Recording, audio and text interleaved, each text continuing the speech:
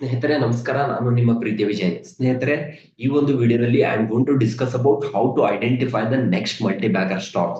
So ಪ್ರತಿಯೊಬ್ಬ investors ಒಂದು goal ಏನಾಗಿರುತ್ತೆ ಅಂದ್ರೆ, every investors they want to invest in a multi bagger stock and they want to generate multibagger return. So ಪ್ರತಿಯೊಬ್ಬ investors ಇದು ಗುರಿಯಾಗಿರುತ್ತೆ. ಈ ಒಂದು ವಿಡಿಯೋದಲ್ಲಿ ನಾನು ಏನ್ ಡಿಸ್ಕಷನ್ ಮಾಡ್ತೀನಿ ಅಂತಂದ್ರೆ, so how to identify the next multi bagger stocks.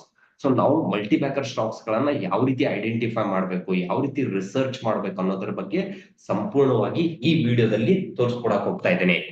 So ಈ ವಿಡಿಯೋ ಸ್ಟಾರ್ಟ್ ಆಗೋದಕ್ಕಿಂತ ಮುಂಚೆ I would like to give one disclaimer. ಈ ಡಿಸ್ಕ್ಲೇಮರ್ ಏನಂದ್ರೆ, this video is only for a long term investor.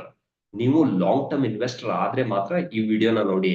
If you are a short term trader, so short term ಅಲ್ಲಿ ನೀವು ದುಡ್ಡು ಮಾಡ್ಬೇಕಂತ ಏನಾದ್ರೂ ನಿಮ್ಗೆ ಅನ್ಸಿದ್ರೆ, you can skip this video. This video is only for purely long term investors. So ನಾನು ಇಲ್ಲಿ ಏನ್ ಮಾಡ್ತೀನಿ ಅಂದ್ರೆ, 4 ಭಾಗಗಳನ್ನ ಮಾಡ್ತೀನಿ. ಸೊ ಮೊದಲನೇದಾಗಿ ನಾನು ಏನ್ ಮಾಡ್ತೀನಿ ಅಂದ್ರೆ, here I am going to discuss about what is multi bagger stocks. Multi bagger stocks ಅಂದ್ರೆ ಏನು, ಅದರ ಜೊತೆಗೆ ಸೊ ಮಲ್ಟಿ ಬ್ಯಾಗರ್ ಸ್ಟಾಕ್ಸ್ ಗಳಲ್ಲಿ ಇನ್ವೆಸ್ಟ್ಮೆಂಟ್ ಮಾಡಿ ಕೆಲವೊಬ್ರು successful investors they have created a huge wealth. ಅದ್ರ ಬಗ್ಗೆ ಸ್ವಲ್ಪ ಡಿಸ್ಕಷನ್ ಮಾಡಕ್ ಹೋಗ್ತಾ ಇದ್ದೀನಿ. ಅದರ ಜೊತೆಗೆ ಸೊ ಕೆಲವೊಂದು ಮಲ್ಟಿ ಬ್ಯಾಗರ್ ಸ್ಟಾಕ್ಸ್ ಗಳು ಯಾವ ರೀತಿ ರಿಟರ್ನ್ ಅನ್ನ ಕೊಟ್ಟಿದೆ ಅನ್ನೋದನ್ನ ಕೆಲವೊಂದು ಉದಾಹರಣೆ ಮೂಲಕ ನಿಮ್ಗೆ ತೋರಿಸ್ತೀನಿ. ಕೊನೆಯದಾಗಿ 5 ಸ್ಟೆಪ್ಸ್, 5 ಫ್ರೇಮ್ ವರ್ಕ್. ಸೊ ಈ 5 ಸ್ಟೆಪ್ಸ್ ಗಳನ್ನ ನೀವು ಯೂಸ್ ಮಾಡಿಕೊಂಡು ನೆಕ್ಸ್ಟ್ ಮಲ್ಟಿ ಬ್ಯಾಗರ್ ಸ್ಟಾಕ್ಸ್ ಗಳನ್ನ ಐಡೆಂಟಿಫೈ ಮಾಡಬಹುದು. Shall we start? ಸೊ ನಿಮ್ಮೆಲ್ಲರ ಒಪ್ಪಿಗೆ ಮತ್ತು ಆಶೀರ್ವಾದದಿಂದ I want to start. So ಮೊದಲನೇದಾಗಿ we will understand what you mean by multi bagger stock. Multi bagger stocks ಅಂದ್ರೆ ಏನು? ಮಲ್ಟಿ ಬ್ಯಾಗರ್ ಸ್ಟಾಕ್ಸ್ ಅಂತಂದ್ರೆ, ಸ್ಟಾಕ್ಸ್ ಬಂದ್ಬಿಟ್ಟು ನೀವು ಯಾವ್ದಾದ್ರು ಒಂದು ಸ್ಟಾಕ್ಸ್ ಅಲ್ಲಿ ಇನ್ವೆಸ್ಟ್ಮೆಂಟ್ ಮಾಡಿದಿರಾ, ಆ ಸ್ಟಾಕ್ಸ್ ನಿಮ್ಗೆ 100 ಟೈಮ್ಸ್ 200 ಟೈಮ್ಸ್ ರಿಟರ್ನ್ ಅನ್ನ ಕೊಟ್ಟಾಗ, ಸೊ ರಿಟರ್ನ್ ಅನ್ನ ಜನರೇಟ್ ಮಾಡಿದಾಗ ಆ ಒಂದು ಪರಿಸ್ಥಿತಿಗೆ we call it as a multi bagger stocks. ಒಂದು ಉದಾಹರಣೆ ಮೂಲಕ ಎಕ್ಸ್ಪ್ಲೇನ್ ಮಾಡೋದಾದ್ರೆ, ಒಂದು ಶೇರ್ ಅನ್ನ ನೀವು 100 ರೂಪಾಯಿ ಬೈ ಮಾಡಿದಿರಾ, ಸೊ ನೀವು ಸೆಲ್ ಮಾಡಿದಾಗ 600 ಸೆಲ್ ಮಾಡಿದಿರಾ. ಸೊ 100 ರೂಪಾಯಿ ಬೈ ಮಾಡಿದ್ರೆ ಸೆಲ್ ಮಾಡಿದಾಗ 600 ಇದೆ. ಸೊ 6 ಟೈಮ್ಸ್ ರಿಟರ್ನ್ ಕೊಟ್ಟಂಗಾಯ್ತು ನಿಮ್ಗೆ. ಈ ರೀತಿಯಾಗಿ ನೀವು 100 ರುಪೀಸ್ ಬೈ ಮಾಡಿ 700, 800, 900, 1000 ರುಪೀಗೆ ಸೆಲ್ ಮಾಡಿದಾಗ, for that we call it as a multi bagger returns ಅಂತ ಕರಿತೀವಿ. ಸೊ ಇಲ್ಲಿ ಇನ್ವೆಸ್ಟ್ಮೆಂಟ್ ಹಾರಿಝೋನ್ ಎಷ್ಟಿರುತ್ತೆ? 5 years, it can be 8 years, it can be 10 years.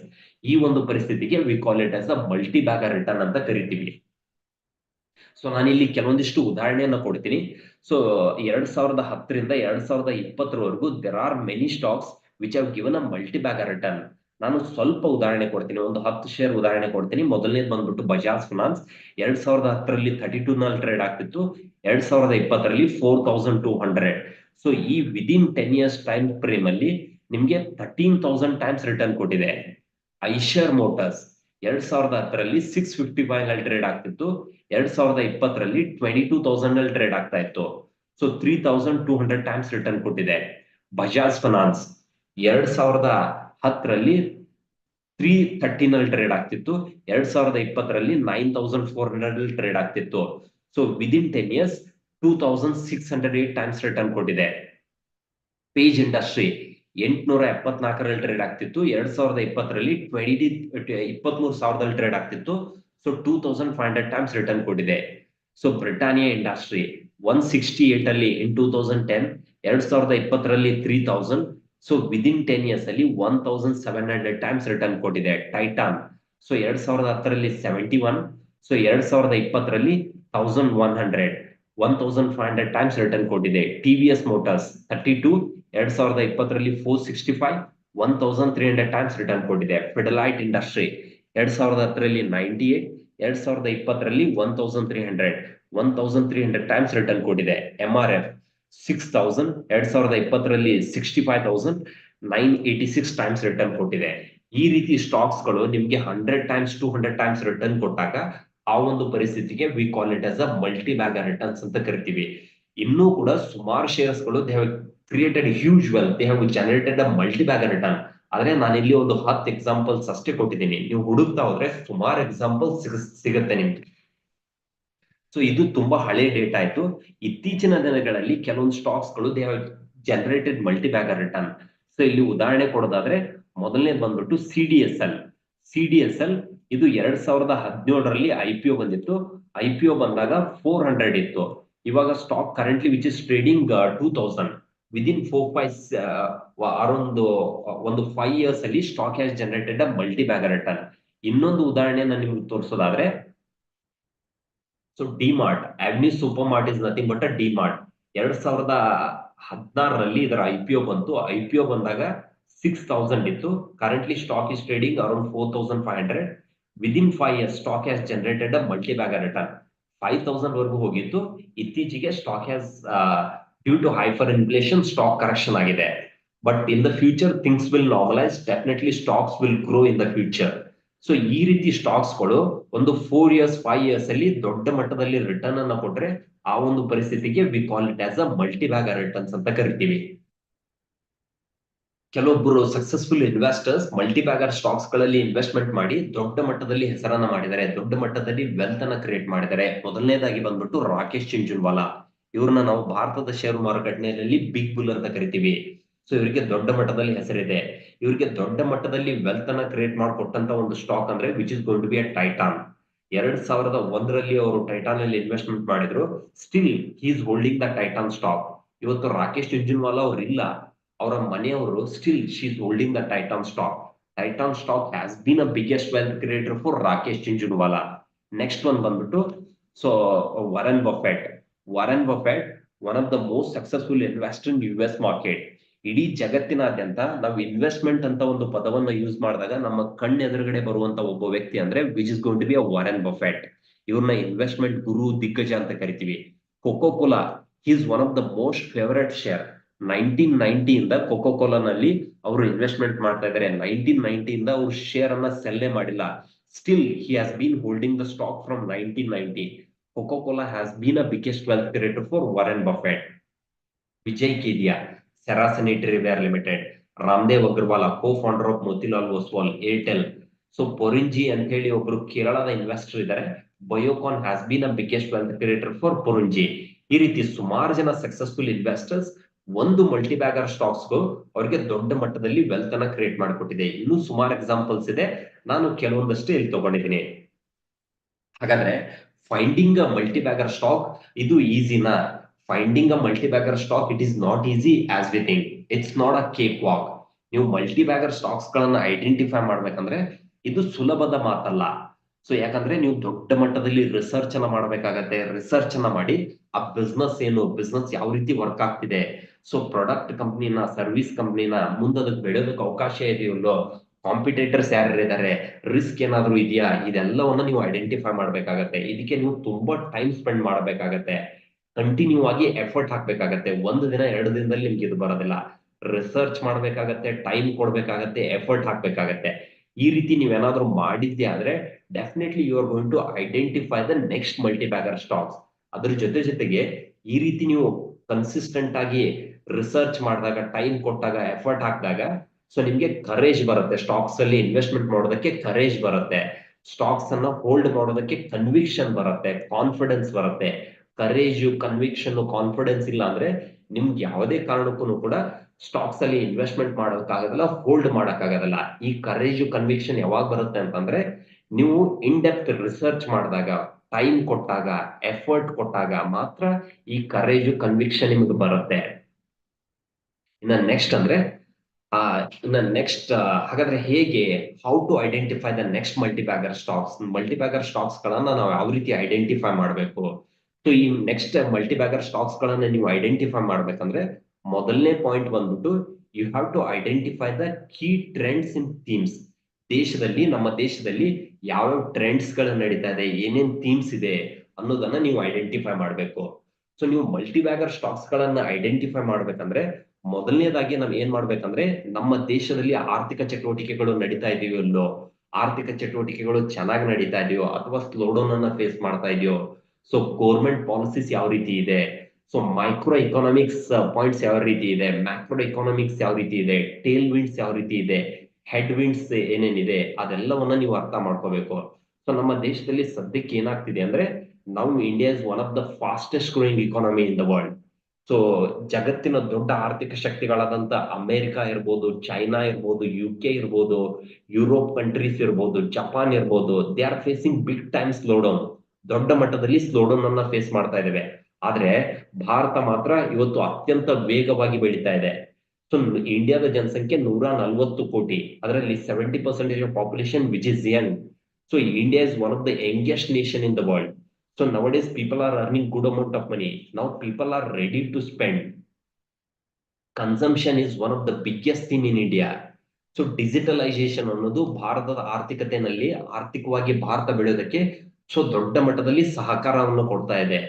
So ಇದೆಲ್ಲದರ ಪರಿಣಾಮವಾಗಿ ಇನ್ನೊಂದು ಸ್ವಲ್ಪ ದಿನದಲ್ಲಿ India is gone to be a third largest economy after US and China.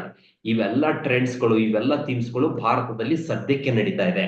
ನಮ್ಗೆ ಮಲ್ಟಿ ಬ್ಯಾಗರ್ ಸ್ಟಾಕ್ಸ್ ಅನ್ನ ಹುಡುಕ್ಬೇಕು, ಅವುಗಳಲ್ಲಿ ಇನ್ವೆಸ್ಟ್ಮೆಂಟ್ ಮಾಡ್ಬೇಕು, ರಿಟರ್ನ್ ಜನರೇಟ್ ಮಾಡ್ಬೇಕಂದ್ರೆ ಫಸ್ಟ್ ನಮ್ಮ ದೇಶದ ಆರ್ಥಿಕ ಚಟುವಟಿಕೆಗಳು ಚೆನ್ನಾಗಿ ನಡೀತಾ ಇದೆಯೋ ಅಲ್ಲೋ ಅನ್ನೋದನ್ನ ನಾವು ಗಮನ ಕೊಡ್ಬೇಕಾಗತ್ತೆ. ಸೊ ಅದನ್ನ ನಾವು ಭಾರತದಲ್ಲಿ ನೋಡಿದಾಗ ಭಾರತದಲ್ಲಿ ಇತ್ತೀಚಿನ ದಿನಗಳಲ್ಲಿ ಆರ್ಥಿಕ ಚಟುವಟಿಕೆಗಳು ಹೆಚ್ಚು ನಡೀತಾ ಇದ್ದಾವೆ, ಆರ್ಥಿಕ ಚಟುವಟಿಕೆಗಳು ಗರಿಗೆ ಎದರ್ತಾ ಇದ್ದಾವೆ. ಅದರ ಜೊತೆಗೆ ಸೊ ಇದನ್ನ ಆಲ್ರೆಡಿ ಡಿಸ್ಕಷನ್ ಮಾಡಿದೀನಿ. India is gone to be one of the youngest country in the world. ಇಂಡಿಯಾದಲ್ಲಿ ಮಿಡಲ್ ಏಜ್ ಬಂದ್ಬಿಟ್ಟು 28, ಇದೇ ಬಂದ್ಬಿಟ್ಟು ಚೈನಾದಲ್ಲಿ 38, ಇದು US ಅಲ್ಲಿ ಅರೌಂಡ್ 40 ಇದೆ, ಜಪಾನ್ ಅಲ್ಲಿ 45 ಇದೆ. ಇನ್ನೊಂದು 20-25 ವರ್ಷ India is gone to be highest productive country in the world. So ಅದಕ್ಕೋಸ್ಕರ India bound to grow, India expected to grow, India ಅತ್ಯಂತ ವೇಗವಾಗಿ ಬೆಳೆಯುತ್ತೆ ಅನ್ನೋದಕ್ಕೆ ಇವೇ ಕೆಲವೊಂದಿಷ್ಟು ಉದಾಹರಣೆ. ಇನ್ನ ನೆಕ್ಸ್ಟ್ ಬಂದ್ಬಿಟ್ಟು ಸದ್ಯದಲ್ಲಿ ಭಾರತದಲ್ಲಿ ಯಾವ್ಯಾವ ಟ್ರೆಂಡ್ಸ್ ನಡೀತಾ ಇದೆ ಅಂದ್ರೆ EV segment in India which is growing very faster. Green energy ತುಂಬಾ ಗ್ರೋತ್ ಆಗ್ತಿದೆ. ಸೊ ಭಾರತದಲ್ಲಿ ಸೊ ನಗರ ಪ್ರದೇಶದಲ್ಲಿ ಇವತ್ತು ಬಡತನ ಅನ್ನೋದು ಸ್ವಲ್ಪ ಕಮ್ಮಿ ಆಗಿದೆ. ಆದ್ರೂ ಕೂಡ ಹಳ್ಳಿಗಳಲ್ಲಿ ಇನ್ನೂ ಸುಮಾರು ಜನರಿಗೆ ಲೋನ್ ಸಿಗ್ತಾ ಇಲ್ಲ, ಅವ್ರು ಬಿಸ್ನೆಸ್ ಮಾಡೋದಕ್ಕೆ ಲೋನ್ ಸಿಗ್ತಾ ಇಲ್ಲ, ಮನೆ ಕಟ್ಟೋದಕ್ಕೆ ಲೋನ್ ಸಿಗ್ತಾ ಇಲ್ಲ, ಬಿಸ್ನೆಸ್ ಅನ್ನ ಎಕ್ಸ್ಪ್ಯಾಂಡ್ ಮಾಡೋದಕ್ಕೆ ಲೋನ್ ಸಿಗ್ತಾ ಇಲ್ಲ. ಅಥವಾ ನಾವೊಂದು ಮನೆಯನ್ನ ಕಟ್ಟಬೇಕಂದ್ರೂ ಕೂಡ ಸೊ ನಾವೇನ್ ಮಾಡ್ತೀವಿ, ಬ್ಯಾಂಕ್ ಇಂದ ಲೋನ್ ತಗೋತೀವಿ, ಲೋನ್ ತಗೊಂಡ್ಬಿಟ್ಟು ಮನೆಯನ್ನ ಕನ್ಸ್ಟ್ರಕ್ಷನ್ ಮಾಡ್ತೀವಿ, ಬಿಸ್ನೆಸ್ ಅನ್ನ ಎಕ್ಸ್ಪ್ಯಾಂಡ್ ಮಾಡ್ತೀವಿ. ಸೊ ಅಲ್ಟಿಮೇಟ್ಲಿ ನಾವು ಯಾವುದೇ ಒಂದು ಆರ್ಥಿಕ ಚಟುವಟಿಕೆಯನ್ನು ಮಾಡಿದಾಗ ನಮ್ಗೆ ಏನ್ ಬೇಕಾಗತ್ತೆ, ಕ್ರೆಡಿಟ್ ಬೇಕಾಗತ್ತೆ. ಅದಕ್ಕೋಸ್ಕರ banking industry in India which is expected to grow big time. So ಇನ್ನೊಂದು ಪ್ಲಸ್ ಪಾಯಿಂಟ್ ಏನಂದ್ರೆ ಸೊ ಭಾರತದಲ್ಲಿ ಇವತ್ತು ಸೊ ಬ್ಯಾಂಕ್ಗಳ NPA ಅಂತಂದ್ರೆ ನಾವು ಲೋನ್ ಅನ್ನ ತಗೊಂಡಾಗ ಸೊ ಎಲ್ಲಾ ಲೋನ್ಗಳು ರಿಕವರ್ ಆಗೋದಿಲ್ಲ, ಅಲ್ಲೊಂದು ಇಲ್ಲೊಂದು ಏನಾಗುತ್ತೆ, ಡಿಫಾಲ್ಟ್ ಆಗತ್ತೆ. ಆ NPA ಪರ್ಸೆಂಟೇಜ್ ಏನಿದೆಯಲ್ಲ ಅದು ತುಂಬಾ ಕಮ್ಮಿ ಆಗ್ತಿದೆ, ಅಂದ್ರೆ ತುಂಬಾ ಲೋನ್ಗಳು ರಿಕವರ್ ಆಗ್ತಾ ಇದಾವೆ ಅಂತ ಅರ್ಥ. ಸೊ NPA ಎಷ್ಟು ಕಡಿಮೆ ಆಗತ್ತೆ ಅಷ್ಟು it is good for the bank. So that's the reason banking industry in India which is expected to grow big time. So next point ಬಂದ್ಬಿಟ್ಟು ಸೊ ಇನ್ವೆಸ್ಟ್ಮೆಂಟ್, ಫಿನಾನ್ಷಿಯಲೈಸೇಷನ್. ಒಂದು 10-15 ವರ್ಷದ ಹಿಂದೆ ನೀವು ಅಬ್ಸರ್ವ್ ಮಾಡಿದಾಗ ಭಾರತೀಯರು ಯಾರು ಸ್ಟಾಕ್ ಮಾರ್ಕೆಟ್ಗಳಲ್ಲಿ, ಮ್ಯೂಚುವಲ್ ಫಂಡ್ಗಳಲ್ಲಿ ಇನ್ವೆಸ್ಟ್ಮೆಂಟ್ ಮಾಡ್ತಾ ಇರಲಿಲ್ಲ. Only we use to invest in FD, insurance, real estate, ಈ ರೀತಿ ಇನ್ವೆಸ್ಟ್ಮೆಂಟ್ ಮಾಡ್ತಾ ಇದೀವಿ. ಆದ್ರೆ ಕಳೆದ ಒಂದು 5-6 ವರ್ಷಗಳಲ್ಲಿ ಕೋವಿಡ್ ಆದ್ಮೇಲೆ ನಾವು people are investing in to the stocks ಗಳಲ್ಲಿ, ಮ್ಯೂಚುವಲ್ ಫಂಡ್ಗಳಲ್ಲಿ ಇನ್ವೆಸ್ಟ್ಮೆಂಟ್ ಮಾಡ್ತಾ ಇದ್ದಾರೆ. ಕಾರಣ ಏನಂದ್ರೆ ಇಲ್ಲಿ ತುಂಬಾ ಅವೇರ್ನೆಸ್ ಕ್ರಿಯೇಟ್ ಆಗ್ತಿದೆ. ಸೊ ಹೆಚ್ಚು ಜನ ಸ್ಟಾಕ್ಸ್ ಮತ್ತು ಮ್ಯೂಚುವಲ್ ಫಂಡ್ಗಳಲ್ಲಿ ಇನ್ವೆಸ್ಟ್ಮೆಂಟ್ ಮಾಡಿದ್ದೆ ಆದ್ರೆ AMC ಸ್ಟಾಕ್ಸ್ ಗಳು ಚೆನ್ನಾಗಿ ಗ್ರೋತ್ ಆಗುತ್ತೆ, CAMS, CDSL, ಈ ಫಿನಾನ್ಷಿಯಲ್ ಸಂಬಂಧಪಟ್ಟಂತ ಯಾವ್ಯಾವ ಸ್ಟಾಕ್ಸ್ ಗಳಿದಾವೆ, ಈ ಇಂಡಸ್ಟ್ರಿ ಏನಿದೆ which is going to grow, ಅಲ್ಲಿರುವಂತ ಎಲ್ಲಾ ಶೇರ್ಗಳು ಕೂಡ ಗ್ರೋತ್ ಆಗುತ್ತೆ. ನೆಕ್ಸ್ಟ್ ಬಂದ್ಬಿಟ್ಟು so China plus one strategy ನಮ್ಗೆಲ್ಲರಿಗೂ ಗೊತ್ತಿದೆ. ಸೊ ಕೋವಿಡ್ ಗಿಂತ ಮುಂಚೆ China was a global manufacturing hub. So China ಇಷ್ಟು ಬೆಳೆಯೋದಕ್ಕೆ ಪ್ರಮುಖ ಕಾರಣ ಏನಂದ್ರೆ China was a global manufacturing hub ಆಗಿತ್ತು. ಆದ್ರೆ ಕೋವಿಡ್ ಆದ್ಮೇಲೆ most of the global companies so ಚೈನಾದಿಂದ ಡಿಪೆಂಡೆನ್ಸಿಯನ್ನ ರೆಡ್ಯೂಸ್ ಮಾಡ್ತಾ ಇದ್ದಾರೆ. ಸೊ ನಾವು entire world, entire manufacturing companies they are looking for a alternative of China. So ಇನ್ನೊಂದು ಗ್ಲೋಬಲ್ ಮ್ಯಾನುಫ್ಯಾಕ್ಚರಿಂಗ್ ಹಬ್ ಅನ್ನ ಹುಡುಕ್ತಾ ಇದ್ದಾರೆ. ಸೊ ಇದಕ್ಕೆ ಪ್ರತಿಕೂಲವಾಗಿ ನಾವು India is going to be a global manufacturing hub. So ಭಾರತವನ್ನು ಗ್ಲೋಬಲ್ ಮ್ಯಾನುಫ್ಯಾಕ್ಚರಿಂಗ್ ಹಬ್ ಮಾಡೋದಕ್ಕೆ so ಭಾರತ ಸರ್ಕಾರ ಸುಮಾರು ಸ್ಕೀಮ್ಸ್ ಗಳನ್ನ ಮಾಡ್ತಾ ಇದೆ, ಸುಮಾರು ಪಾಲಿಸಿಗಳನ್ನ ಮಾಡ್ತಾ ಇದೆ. ಮೊದಲನೇದು ಬಂದ್ಬಿಟ್ಟು ಮೇಕ್ ಇನ್ ಇಂಡಿಯಾ ಪಾಲಿಸಿ ಇರ್ಬೋದು, ಆತ್ಮನಿರ್ಭರ್ ಭಾರತ್ ಇರ್ಬೋದು, ಪ್ರೊಡಕ್ಷನ್ ಲಿಂಕ್ಡ್ ಇನ್ಸೆಂಟಿವ್ ಇರ್ಬೋದು, ಇನ್ಫ್ರಾಸ್ಟ್ರಕ್ಚರ್ಸ್ ಗಳನ್ನ ಡೆವಲಪ್ಮೆಂಟ್ ಮಾಡ್ತಾ ಇದೆ, ಒಳ್ಳೆ ಇಕೋ ಸಿಸ್ಟಮ್ ಅನ್ನ ಬಿಲ್ಡ್ ಮಾಡ್ತಾ ಇದೆ. ಸೊ ಮುಂಬರೋ ದಿನಗಳಲ್ಲಿ India is going to be a global manufacturing hub. ಅದಕ್ಕೋಸ್ಕರ ಭಾರತ ಬೆಳೆಯುತ್ತೆ ಅನ್ನೋದಕ್ಕೆ ಇವೇ ಉದಾಹರಣೆ. ಸೊ ಇನ್ನೊಂದು ಪ್ಲಸ್ ಪಾಯಿಂಟ್ ಏನಂದ್ರೆ ಹಿಂದೆ ಒಂದು 10-15 ವರ್ಷದ ಹಿಂದೆ ನಮ್ಮ ದೇಶದ ಸೈನಿಕರಿಗೆ ಒಂದು ಬುಲೆಟ್ ಪ್ರೂಫ್ ಜಾಕೆಟ್ ಬೇಕಂದ್ರೂ ಕೂಡ ನಾವು ಬೇರೆ ದೇಶದಿಂದ ಸೊ ತರಿಸ್ಕೊತಾ ಇದೀವಿ. ಆದ್ರೆ ಕಳೆದ 10 ವರ್ಷಗಳಿಂದ ಏನಾಗ್ತಿದೆ ಅಂದ್ರೆ ಸೊ ನಮ್ಮ ದೇಶಕ್ಕೆ ಡಿಫೆನ್ಸ್ಗೆ ಏನೇನ್ ಬೇಕು, ಸೊ ನಮ್ಮ ರಕ್ಷಣೆಗೆ ಏನೇನ್ ಬೇಕು, ಆ ಎಲ್ಲಾ ವಸ್ತುಗಳನ್ನ ಇಲ್ಲಿರುವಂತ ಕಂಪನಿಗಳ ಮೂಲಕನೇ ನಮ್ಮ ಸರ್ಕಾರ ಮ್ಯಾನುಫ್ಯಾಕ್ಚರ್ ಮಾಡ್ತಾ ಇದೆ. ಉದಾಹರಣೆಗೆ HAL ಇಂದ ಇರಬಹುದು, BHEL ಇರಬಹುದು. ಕಳೆದ 5-6 ವರ್ಷಗಳಲ್ಲಿ ಇವೆರಡು ಕಂಪನಿಗಳಿಗೆ ಕೇಂದ್ರ ಸರ್ಕಾರ ದೊಡ್ಡ ಮಟ್ಟದ ಆರ್ಡರ್ ಅನ್ನು ಕೊಟ್ಟಿದೆ. ಆ ಶೇರ್ ಪ್ರೈಸ್ ಗಳು ಕಂಟಿನ್ಯೂ ಆಗಿ ಗ್ರೋ ಆಗ್ತಿದೆ. ಇವೆಲ್ಲ ಟ್ರೆಂಡ್ಸ್ ಗಳು ಭಾರತದಲ್ಲಿ ಸದ್ಯಕ್ಕೆ ನಡೀತಾ ಇದೆ. ಸೊ ಇದೆಲ್ಲ ಏನ್ ತೋರಿಸುತ್ತೆ ಅಂದ್ರೆ ಭಾರತದಲ್ಲಿ ಆರ್ಥಿಕ ಚಟುವಟಿಕೆಗಳು ಗರಿಗೆದರಿದಾವೆ, ಆರ್ಥಿಕ ಚಟುವಟಿಕೆಗಳು ಡೇ ಬೈ ಡೇ ಹೆಚ್ಚಿಗೆ ಆಗ್ತಾ ಇದಾವೆ ಅನ್ನೋದನ್ನ ತೋರಿಸುತ್ತೆ. ಇನ್ನು ಹೊಸ ಟ್ರೆಂಡ್ಸ್ ಯಾವ್ದಂದ್ರೆ ಪ್ರೀಮಿಯಮೈಸೇಷನ್ ಅಂದ್ರೆ ನಮ್ಮ ಹತ್ರ ಒಂದು ನಾರ್ಮಲ್ ಮೊಬೈಲ್ ಫೋನ್ ಇದೆ, ನೆಕ್ಸ್ಟ್ ಏನಾಗ್ತೀವಿ ನಾವು ಆಂಡ್ರಾಯ್ಡ್ ವರ್ಷನ್ ಶಿಫ್ಟ್ ಆಗ್ತೀವಿ, ಆಂಡ್ರಾಯ್ಡ್ ಇಂದ ಆಪಲ್ ಶಿಫ್ಟ್ ಆಗ್ತೀವಿ. ಈ ರೀತಿ ಪ್ರತಿದಿನ ಜನ ಏನ್ ಮಾಡ್ತಾ ಇದ್ದಾರೆ ಅಂದ್ರೆ ಹೊಸ ವಸ್ತುಗಳಿಗೆ, ಹೊಸ ಟ್ರೆಂಡ್ ಗಳಿಗೆ ಅಪ್ಡೇಟ್ ಆಗ್ತಿರೋದಕ್ಕೆ we call it is a premiumisation ಅಂತ ಕರಿತೀವಿ. ಸೇವಿಂಗ್ ಟು ಸ್ಪೆಂಡಿಂಗ್, ಒಂದು 15-20 ವರ್ಷದ ಹಿಂದೆ ನೀವು ಅಬ್ಸರ್ವ್ ಮಾಡಿದಾಗ ಒಂದು ವೇಳೆ ಜನ ಚೆನ್ನಾಗಿ ಅರ್ನ್ ಮಾಡಿದ್ರು ಕೂಡ, ಚೆನ್ನಾಗಿ ಸಂಪಾದನೆ ಮಾಡಿದ್ರು ಕೂಡ ಜನ ಅಷ್ಟಾಗಿ ಸ್ಪೆಂಡ್ ಮಾಡ್ತಾ ಇರ್ಲಿಲ್ಲ, ದುಡ್ಡನ್ನ ಉಳಿಸ್ತಾ ಇದ್ರು. ಆದ್ರೆ ಇತ್ತೀಚಿನ ದಿನಗಳಲ್ಲಿ ಜನ ತುಂಬಾ ಚೆನ್ನಾಗಿ ಸ್ಪೆಂಡ್ ಮಾಡ್ತಾ ಇದ್ದಾರೆ. ಸೊ ಸ್ಪೆಂಡಿಂಗ್ ಅಂತ ಬಂದಾಗ, ಕನ್ಸಂಪ್ಷನ್ ಅಂತ ಬಂದಾಗ, ಸೊ ಫುಡ್ಗೆ ಇರ್ಬೋದು, ಎಜುಕೇಶನ್ಗೆ ಇರ್ಬೋದು, ಎಂಟರ್ಟೈನ್ಮೆಂಟ್ಗೆ ಇರ್ಬೋದು, ಹೆಲ್ತ್ ಕೇರ್ಗೆ ಇರ್ಬೋದು, ಹಾಸ್ಪಿಟಾಲಿಟಿಗೆ ಇರ್ಬೋದು, ಸೊ ಪ್ರತಿಯೊಂದಕ್ಕೂ ಕೂಡ ನಾವು people are ready to spend. ಜನ ಯಾವಾಗ ಹೆಚ್ಚು ಸ್ಪೆಂಡ್ ಮಾಡ್ತಾರೆ, there is a demand for goods and services. So ಗೂಡ್ಸ್ಗೆ ಮತ್ತು ಸರ್ವಿಸಸ್ಗೆ ಹೆಚ್ಚು ಡಿಮ್ಯಾಂಡ್ ಬರುತ್ತೆ. ಅವಾಗ ಏನಾಗುತ್ತೆ, ಕಂಪ್ನಿಗೆ ಹೆಚ್ಚು ಆರ್ಡರ್ಸ್ ಬರುತ್ತೆ. ಸೊ ಅವಾಗ ಅವರು ಹೆಚ್ಚು ಸೇಲ್ಸ್ ಮಾಡ್ಬೇಕಾಗತ್ತೆ. ಯಾವಾಗ ಅವರು ಹೆಚ್ಚು ಸೇಲ್ಸ್ ಅನ್ನ ಮಾಡ್ತಾರೆ, ಕಂಪ್ನಿಗೆ ಪ್ರಾಫಿಟ್ ಆಗತ್ತೆ. ಸೊ ಕಂಪ್ನಿಗೆ ಹೆಚ್ಚು ಪ್ರಾಫಿಟ್ ಆದಾಗ ಶೇರ್ ಪ್ರೈಸ್ ಇನ್ಕ್ರೀಸ್ ಆಗುತ್ತೆ. ಅಲ್ಟಿಮೇಟ್ಲಿ ಇನ್ವೆಸ್ಟರ್ಸ್ಗೆ ವೆಲ್ತ್ ಕ್ರಿಯೇಟ್ ಆಗತ್ತೆ. ಇನ್ನು ಗೌರ್ಮೆಂಟ್ ಪಾಲಿಸಿಗಳ ಬಗ್ಗೆ ನಾವು ಅಬ್ಸರ್ವ್ ಮಾಡೋದಾದ್ರೆ, ಇತ್ತೀಚಿನ ದಿನಗಳಲ್ಲಿ ಕಳೆದ 10 ವರ್ಷಗಳಲ್ಲಿ ಕೇಂದ್ರ ಸರ್ಕಾರ ಭಾರತ ಆರ್ಥಿಕವಾಗಿ ಬೆಳೆಯೋದಕ್ಕೆ, ಭಾರತ ಆರ್ಥಿಕವಾಗಿ ಡೆವಲಪ್ ಆಗೋದಕ್ಕೆ ಒಳ್ಳೊಳ್ಳೆ ಪಾಲಿಸಿಗಳನ್ನ ಮಾಡ್ತಾ ಇದೆ. ಮೇಕ್ ಇನ್ ಇಂಡಿಯಾ ಪಾಲಿಸಿ ಇರ್ಬೋದು, ಆತ್ಮನಿರ್ಭರ್ ಭಾರತ್ ಇರ್ಬೋದು, ಪ್ರೊಡಕ್ಷನ್ ಲಿಂಕ್ಡ್ ಇನ್ಸೆಂಟಿವ್ ಇರ್ಬೋದು, ಡಿಜಿಟಲ್ ಇಂಡಿಯಾ ಇರ್ಬೋದು, ಸ್ಕಿಲ್ ಇಂಡಿಯಾ ಇರ್ಬೋದು. ಸೊ ಇನ್ಫ್ರಾಸ್ಟ್ರಕ್ಚರ್ಸ್ ಗಳನ್ನ ಅಗ್ರೆಸಿವ್ ಆಗಿ ಡೆವಲಪ್ಮೆಂಟ್ ಮಾಡ್ತಾ ಇದೆ. ಈ ರೀತಿ ಓವರ್ ಆಲ್ ಆಗಿ ಇಂಡಿಯನ್ ಗವರ್ಮೆಂಟ್ ಇಕಾನಮಿಕ್ ಡೆವಲಪ್ಮೆಂಟ್ ಆಗೋದಕ್ಕೆ ಒಳ್ಳೊಳ್ಳೆ ಪಾಲಿಸಿಗಳನ್ನ ಮಾಡ್ತಾ ಇದೆ. ಅದ್ರ ಜೊತೆಗೆ ನಾವು ಯಾವ್ದ್ರ ಮೇಲೆ ಗಮನವನ್ನ ಹರಿಸ್ಬೇಕಂತಂದ್ರೆ, ಇನ್ಫ್ಲೇಷನ್ ಬಗ್ಗೆ ಒಂದು ನಾವು ಗಮನವನ್ನ ಇಟ್ಟಿರ್ಬೇಕು. ಯಾಕಂದ್ರೆ ಇನ್ಫ್ಲೇಷನ್ ಅನ್ನೋದು ತುಂಬಾ ಜಾಸ್ತಿನೂ ಇರಬಾರ್ದು, ತುಂಬಾ ಕಮ್ಮಿನೂ ಇರಬಾರ್ದು, ಒಂದು ಮೀಡಿಯಂ ಲೆವೆಲ್ ಅಲ್ಲಿ ಇರಬೇಕು. ಸೊ ನೆಕ್ಸ್ಟ್ ಒಂದ್ ಬಂದ್ಬಿಟ್ಟು ಇಂಟ್ರೆಸ್ಟ್ ರೇಟ್ ಅನ್ನೋದು ಅದು ಕೂಡ ತುಂಬಾ ಜಾಸ್ತಿನೂ ಇರಬಾರ್ದು, ತುಂಬಾ ಕಡಿಮೆನೂ ಇರಬಾರ್ದು. ಸೊ ಈ ಇಂಟ್ರೆಸ್ಟ್ ರೇಟ್ ಬಗ್ಗೆನೂ ನಾವು ಗಮನ ಹರಿಸ್ಬೇಕಾಗತ್ತೆ.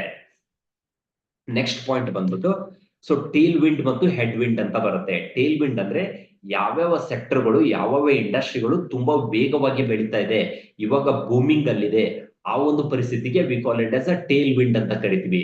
ಹೆಡ್ ವಿಂಡ್ ಅಂತ ಅಂದ್ರೆ ಯಾವ್ಯಾವ ಇಂಡಸ್ಟ್ರಿಗಳು, ಯಾವ್ಯಾವ ಸೆಕ್ಟರ್ಸ್ ಗಳು they are facing slow down, difficult times ಅನ್ನ ಫೇಸ್ ಮಾಡ್ತಾ ಇದ್ದಾವೆ, ಆ ಒಂದು ಪರಿಸ್ಥಿತಿಗೆ we call it as a head wind ಅಂತ ಕರಿತೀವಿ.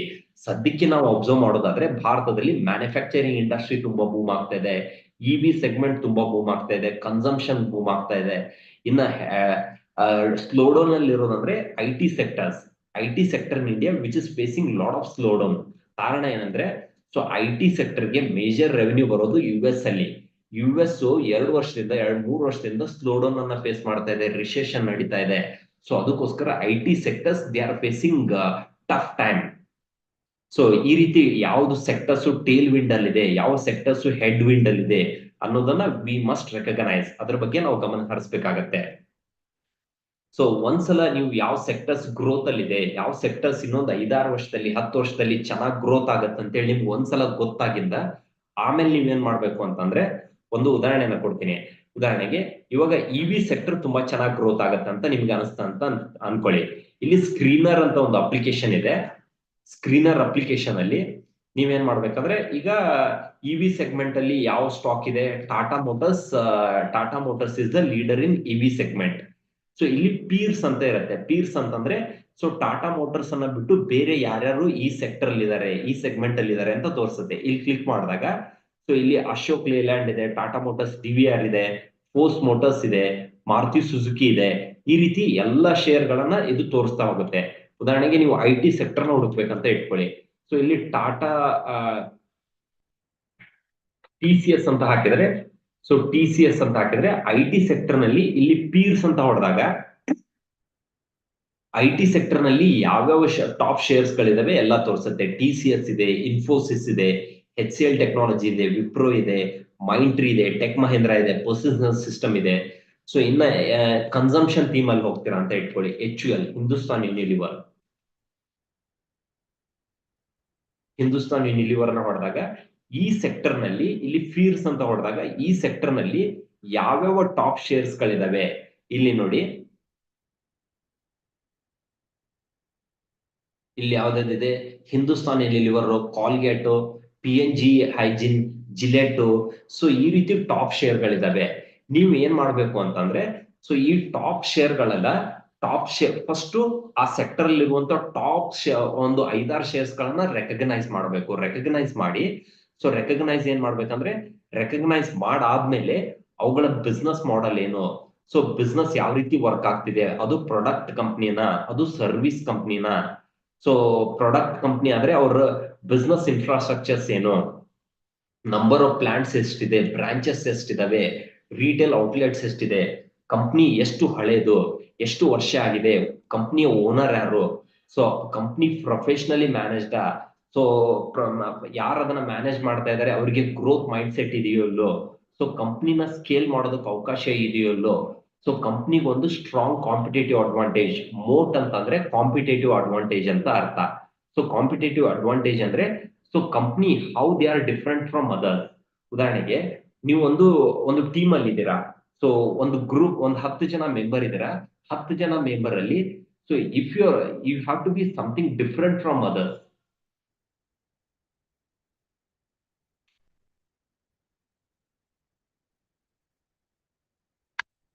ಮೋಟ್ ಅಂದ್ರೆ competitive advantage, how you are different from others.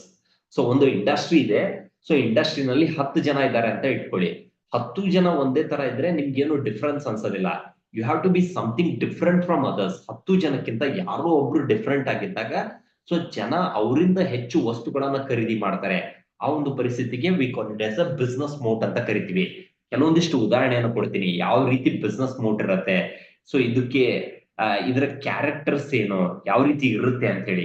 ಒಂದೇದ್ ಬಂದ್ಬಿಟ್ಟು ಡ್ಯೂರೇಬಿಲಿಟಿ. ನಿಮ್ದೊಂದು ಪ್ರಾಡಕ್ಟ್ ಇದೆ, ಸೊ ನಿಮ್ಮ ಪ್ರಾಡಕ್ಟ್ ಅನ್ನ ಬೇರೆ ಯಾವುದೇ ಕಾಂಪಿಟೇಟರ್ಸ್ ಇಂದನೂ ಕೂಡ ಈಸಿಯಾಗಿ ಅದನ್ನ ರಿಪ್ಲೇಸ್ಮೆಂಟ್ ಮಾಡಕ್ ಆಗ್ತಿಲ್ಲ ಅಂತ ಪರಿಸ್ಥಿತಿ ನೀವು ಇದೀರ ಅಂದ್ರೆ, for that we call it as a strong competitive advantage ನಿಮ್ಗಿದೆ ಅಂತ ಅರ್ಥ. ನೆಕ್ಸ್ಟ್ ಬಂದ್ಬಿಟ್ಟು ಎಂಟ್ರಿ ಬ್ಯಾರಿಯರ್. ಒಂದು ಇಂಡಸ್ಟ್ರಿ ಇದೆ, ಸೊ ನೀವು ಆಲ್ರೆಡಿ ಇಂಡಸ್ಟ್ರಿಯಲ್ ಲೀಡರ್ ಇದ್ದೀರಾ, ಇನ್ನೊಬ್ರು ಯಾರಾದ್ರೂ ಹೊಸ ಕಾಂಪಿಟೇಟರ್ಸ್ ಬರ್ಬೇಕಂದ್ರೆ ಅಲ್ಲಿ ಎಂಟ್ರಿ ತಗೊಳ್ಳೋದೇ ತುಂಬಾ ಕಷ್ಟ ಇತ್ತು ಅಂದ್ರೆ, ಸೊ ಆ ಒಂದು ಪರಿಸ್ಥಿತಿಗೆ ಸೊ ನಿಮ್ಗೆ ಸ್ಟ್ರಾಂಗ್ ಕಾಂಪಿಟೇಟಿವ್ ಅಡ್ವಾಂಟೇಜ್ ಇದೆ ಅಂತ ಅರ್ಥ.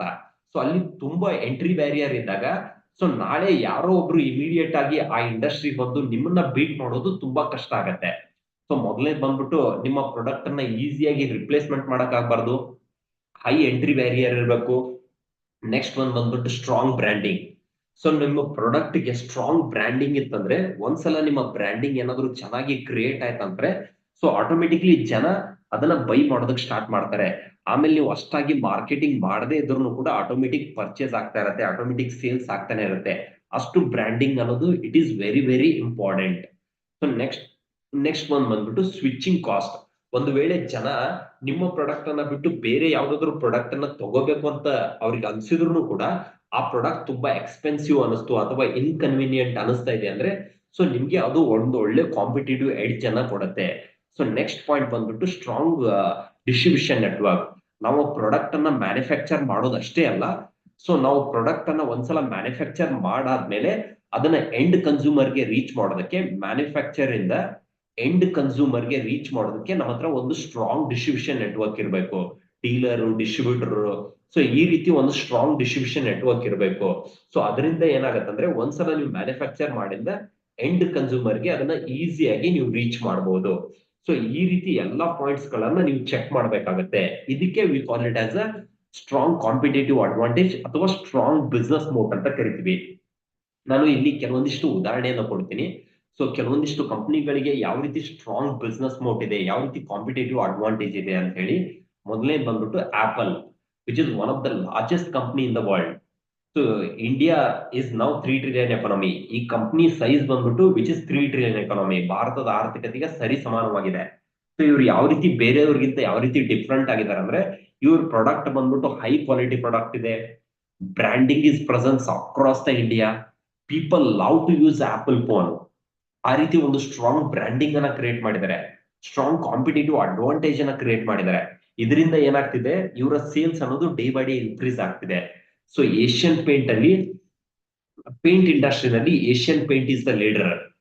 ಸೊ ಈ ರೀತಿ ಒಂದು ಸ್ಟ್ರಾಂಗ್ ಕಾಂಪಿಟೇಟಿವ್ ಅಡ್ವಾಂಟೇಜ್ ಅನ್ನ ಏಷ್ಯನ್ ಪೇಂಟ್ ಅವರು ಕ್ರಿಯೇಟ್ ಮಾಡಿದ್ದಾರೆ. ಸೊ ನಮ್ಗೆ ಏನಾದ್ರೂ ಗಮ್ ಬೇಕು, ಅಡೆಸಿವ್ಸ್ ಬೇಕು ಅಂತಂದ್ರೆ ನಾವು ಬೇರೆ ಯಾವುದ್ರ ಬಗ್ಗೆನೂ ತಲೆ ಕೆಡಿಸ್ಕೊಳ್ಳೋದಿಲ್ಲ. ಸೊ ನಾವು ಪೆಡಿಲೈಟ್ ಅಂತ ಒಂದು ಕಂಪನಿ ಇದೆ, ಅವರು ಫ್ಯಾವಿಕೋಲ್ ಫ್ಯಾವಿಸ್ಟಿಕ್ ಅನ್ನ ಮ್ಯಾನುಫ್ಯಾಕ್ಚರ್ ಮಾಡ್ತಾರೆ. ಸೊ ನಮ್ಗೆ ಗಮ್ ಬೇಕಂದಾಗ ಇಮಿಡಿಯೇಟ್ ಆಗಿ ನಾವು ಫ್ಯಾವಿಕೋಲ್ ಫ್ಯಾವಿಸ್ಟಿಕ್ ಅನ್ನ ಪರ್ಚೇಸ್ ಮಾಡ್ತೀವಿ. ಆ ರೀತಿ ಒಂದು ಬ್ರ್ಯಾಂಡಿಂಗ್ ಅನ್ನ ಕ್ರಿಯೇಟ್ ಮಾಡಿದ್ದಾರೆ. ನಮ್ಗೆ ಫೆವಿಕೋಲ್ ಮತ್ತು ಫೆವಿಸ್ಟಿಕ್ ಬಿಟ್ಟು ಬೇರೆ ಯಾವ್ದು ನೆನಪೇ ಬರೋದಲ್ಲ, ಆ ರೀತಿ ಒಂದು ಬ್ರ್ಯಾಂಡ್ ಅವೇರ್ನೆಸ್ ಅನ್ನ ಇವರು ಕ್ರಿಯೇಟ್ ಮಾಡಿದ್ದಾರೆ. Hindustani liver they are having strong distribution network across the India. ಇಡೀ ಭಾರತ ತುಂಬಾ ಅವರ ಪ್ರಾಡಕ್ಟ್ ಅನ್ನ ಎಂಡ್ ಕನ್ಸ್ಯೂಮರ್ ಗೆ ರೀಚ್ ಮಾಡೋದಕ್ಕೆ ಅವ್ರ ಹತ್ರ ಒಂದು ಒಳ್ಳೆ ನೆಟ್ವರ್ಕ್ ಇದೆ, ಹಿಂದೂಸ್ತಾನ್ ಯೂನಿಲಿವರ್. ಅದಕ್ಕೋಸ್ಕರ ಹಿಂದೂಸ್ತಾನ್ ಯೂನಿಲಿವರ್ ಫ್ರಮ್ ಲಾಸ್ಟ್ 15-20 ವರ್ಷದಿಂದ they have been the leader in FMCG segment. ಅದಕ್ಕೆ ಅವರು ಇಷ್ಟು ವೇಗವಾಗಿ ಬೆಳೆಯೋದಕ್ಕೆ ಸಾಧ್ಯ ಆಗ್ತಿದೆ. ಸೊ ನೀವು ಹೂಡಿಕೆ ಮಾಡುವಂತ ಕಂಪ್ನಿನಲ್ಲಿ ಯಾವ್ಯಾವ್ದು ಕಾಂಪಿಟೇಟಿವ್ ಅಡ್ವಾಂಟೇಜ್ ಇದೆ, ಅವರ ಸ್ಟ್ರೆಂತ್ ಏನು ಅಂತ ಹೇಳಿ ನೀವು ಕ್ಲೀನ್ ಆಗಿ ಐಡೆಂಟಿಫೈ ಮಾಡ್ಬೇಕಾಗತ್ತೆ. ಇನ್ನ ಅವರ ಬಿಸ್ನೆಸ್ ಮಾಡೆಲ್ ಯಾವ ರೀತಿ ಇದೆ, ಅವ್ರಿಗೆ ಮೇಜರ್ ಕಸ್ಟಮರ್ ಯಾರು, ಸೊ ಇದು ಬಿಸ್ನೆಸ್ ಸೈಕ್ಲಿಕಲ್ ಬಿಸ್ನೆಸ್ ಅಥವಾ ರೆಗ್ಯುಲರ್ ಬಿಸ್ನೆಸ್. ಇಲ್ಲಿ ನೀವೇನ್ ಮಾಡ್ಬೇಕಂದ್ರೆ ಸೈಕ್ಲಿಕಲ್ ಇರುವಂತ ಬಿಸ್ನೆಸ್ ಗಳನ್ನ ಅವಾಯ್ಡ್ ಮಾಡ್ಬೇಕು. ಸೈಕ್ಲಿಕಲ್ ಬಿಸ್ನೆಸ್ ಅಂದ್ರೆ ಒಂದ್ 6 ತಿಂಗಳು ಆ ಪ್ರಾಡಕ್ಟ್ ಗೆ ಡಿಮ್ಯಾಂಡ್ ಇದೆ, ಒಂದ್ 6 ತಿಂಗಳು ಆ ಪ್ರಾಡಕ್ಟ್ ಗೆ ಡಿಮ್ಯಾಂಡ್ ಇಲ್ಲ. ಆ ತರದ ಬಿಸ್ನೆಸ್ ಗಳನ್ನ ನೀವು ಅವಾಯ್ಡ್ ಮಾಡ್ಬೇಕು. ಕಂಟಿನ್ಯೂ ಆಗಿ ಡೇ ಟು ಡೇ ಆ ಪ್ರಾಡಕ್ಟ್ ಗೆ ಡಿಮ್ಯಾಂಡ್ ಇರಬೇಕು, ಲೈಫ್ ಇರಬೇಕು. ಅಂತ ಪ್ರಾಡಕ್ಟ್ ಮೇಲೆ, ಅಂತ ಕಂಪ್ನಿ ಮೇಲೆ ನೀವು ಇನ್ವೆಸ್ಟ್ಮೆಂಟ್ ಮಾಡಿದ್ರೆ it is going to be a very good. ಇನ್ನ ಇದರ ಮೇಜರ್ ಕಸ್ಟಮರ್ ಯಾರು? 3 ತರ ಕಸ್ಟಮರ್ ಬರ್ತಾರೆ. ಒಂದು B2C business to consumer, B2B business to business, B2G business to government. ನೀವು ಹೂಡಿಕೆ ಮಾಡ್ತಿರುವಂತ ಕಂಪ್ನಿನಲ್ಲಿ ಅವರ ಕಸ್ಟಮರ್ ಯಾರು, ಕನ್ಸ್ಯೂಮರ್ ಅಥವಾ ಬಿಸ್ನೆಸ್ ಅಥವಾ ಗೌರ್ಮೆಂಟ್ ಅನ್ನೋದ್ರ ಮೇಲೆ ನೀವು ಗಮನವನ್ನ ಹರಿಸಬೇಕಾಗುತ್ತೆ. ಈ 3 ಬಿಸ್ನೆಸ್ ಗಳನ್ನ ಕಂಪೇರ್ ಮಾಡಿದಾಗ, ಈ 3 ಬಿಸ್ನೆಸ್ ಗಳಿಗೆ ನಾನು ಕೆಲವೊಂದು ಉದಾಹರಣೆಯನ್ನ ಕೊಡೋದಾದ್ರೆ, B2C ಪೇಂಟ್ ಕಂಪನಿಗಳು ಮ್ಯಾನುಫ್ಯಾಕ್ಚರ್ ಮಾಡುತ್ತೆ, ಡೈರೆಕ್ಟ್ ಆಗಿ ಎಂಡ್ ಕನ್ಸ್ಯೂಮರ್ ಗೆ ಸೆಲ್ ಮಾಡುತ್ತೆ. Paint companies are the best example for B2C. B2B chemical ಕಂಪನಿಗಳು, so they are the example for B2B business to business. B2G defence ಕಂಪನಿಗಳು, so they are the example for B2G. So ಈ 3 example compare ಮಾಡಿದಾಗ B2C has highest bargaining power. ಕಾರಣ ಏನಂದ್ರೆ ಇವರು direct ಆಗಿ end consumer ಗೆ cell ಮಾಡೋದ್ರಿಂದ, so price ಅನ್ನ, ಅವ್ರಿಗೆ ಏನಾದ್ರು ರಾ ಮೆಟೀರಿಯಲ್ ಪ್ರೈಸ್ ಏನಾದ್ರು ಇನ್ಕ್ರೀಸ್ ಆಗಿದ್ರೆ, ಸೊ ಅವರ ವಸ್ತುವಿನ ಬೆಲೆಯನ್ನು ಕೂಡ ಏರಿಕೆ ಮಾಡೋದಕ್ಕೆ ಅವ್ರ ಹತ್ರ ಅವಕಾಶ ಇರುತ್ತೆ. So that's the reason B2C has highest bargaining power.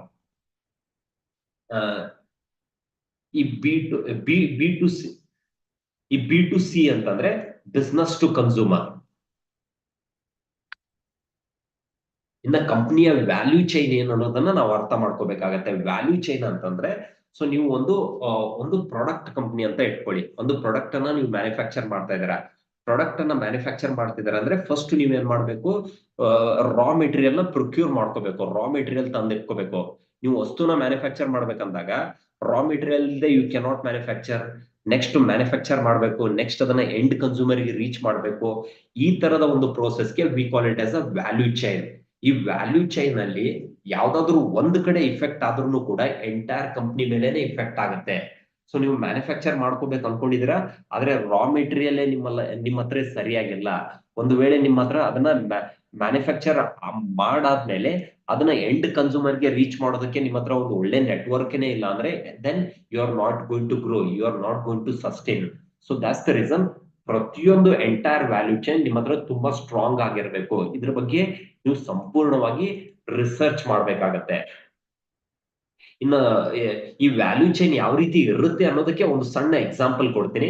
So ಹಾಲು ಬಂದ್ಬಿಟ್ಟು ಒಂದು ಪ್ರಾಡಕ್ಟ್. ಸೊ ಹಾಲನ್ನ ನಾವು ಫಸ್ಟ್ ಹಸುವಿಂದ ಪ್ರೊಡಕ್ಷನ್ ಮಾಡ್ತೀವಿ. ಪ್ರೊಡಕ್ಷನ್ ಮಾಡಾದ್ಮೇಲೆ ಅದನ್ನ ಟ್ರಾನ್ಸ್ಪೋರ್ಟ್ ಮಾಡ್ತೀವಿ. ಟ್ರಾನ್ಸ್ಪೋರ್ಟ್ ಮಾಡಿಂದ ಪ್ರೊಸೆಸಿಂಗ್ ಮಾಡ್ತಾರೆ, ಪ್ಯಾಕೇಜಿಂಗ್ ಮಾಡ್ತಾರೆ, ಡಿಸ್ಟ್ರಿಬ್ಯೂಷನ್ ಮಾಡ್ತಾರೆ, ರಿಟೇಲ್ ಅವ್ರಿಗೆ ಕಳಿಸ್ತಾರೆ, ರಿಟೇಲ್ ಇಂದ ಎಂಡ್ ಕನ್ಸ್ಯೂಮರ್ ಕಳಿಸ್ತಾರೆ. ಈ ಪ್ರೋಸೆಸ್ ಅಲ್ಲಿ ಯಾವ್ದಾದ್ರು ಒಂದಕ್ಕೆ ಏಟ್ ಬಿದ್ರು ಕೂಡ ಈ ಬಿಸ್ನೆಸ್ ಅನ್ನೋದು ಸ್ಲೋ ಡೌನ್ ಆಗತ್ತೆ. ಈ ರೀತಿ ನೀವು ಯಾವ ಕಂಪ್ನಿನಲ್ಲಿ ಇನ್ವೆಸ್ಟ್ಮೆಂಟ್ ಮಾಡ್ತಾ ಇದಾರಲ್ಲ, ಅದರ ವ್ಯಾಲ್ಯೂ ಚೈನ್ ಅಲ್ಲಿ ಪ್ರತಿಯೊಂದು ಸೆಗ್ಮೆಂಟ್ ಅಲ್ಲೂ ಕೂಡ ಅವರು ತುಂಬಾ ಸ್ಟ್ರಾಂಗ್ ಆಗಿರ್ಬೇಕು. ಎಲ್ಲಾದ್ರೂ ಒಂದ್ ಕಡೆ ಏಟ್ ಬಿದ್ರು ಕೂಡ they are going to struggle, they are going to face challenges.